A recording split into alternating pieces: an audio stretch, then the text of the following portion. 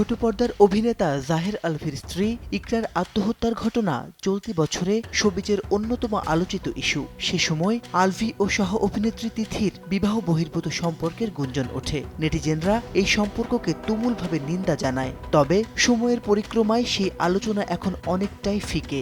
এর মধ্যে সুবিধাজনক সময়ে আত্মসমর্পণের পথে হাঁটেন আলভি। অনেকেই অপেক্ষায় ছিলেন তার ব্যাপারে আদালত কী পদক্ষেপ গ্রহণ করে সেটা দেখার জন্য। গেল 18 জুন আত্মসমর্পণ করে জামিন চাইলে আদালত আবেদন খারিজ করে আলভিকে কারাগারে পাঠানোর নির্দেশ দেন। এরপর গত 6 জুলাই ঢাকার মহানগর দায়রা জজ আদালত জাহের আলভির জামিন আবেদন নাকচ করেন। তবে এবার স্ত্রীকে আত্মহত্যার প্ররোচনার অভিযোগে করা মামলায় জামিন পেয়েছেন অভিনেতা। এ সংক্রান্ত রুল যথাযথ ঘোষণা করে তাকে জামিন দিয়েছেন হাইকোর্ট।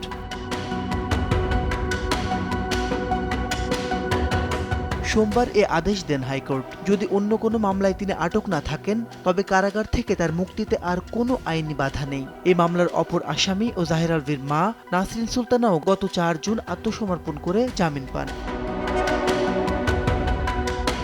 মামলার এজাহার সূত্রে জানা যায়, গত 28 ফেব্রুয়ারি রাজধানীর পল্লবী ডিওএইচএস-এর একটি বাসা থেকে ইকরাকে সিলিং ফ্যানের সঙ্গে ওড়না পেঁচানো অবস্থায় উদ্ধার করেন পরিবারের সদস্যরা। পরে তাকে কুর্মিটোলা জেনারেল হাসপাতালে নেওয়া হলে চিকিৎসক মৃত ঘোষণা করেন।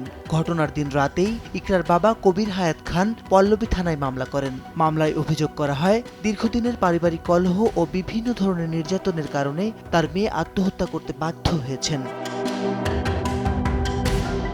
জাহের আলভি ও ইকরা একে অপরকে পছন্দ করে 2010 সালে বিয়ের বন্ধনে আবদ্ধ হন।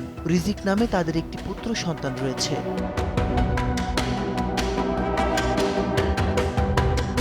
মাসিদ রনো, সময় সংবাদ, ঢাকা।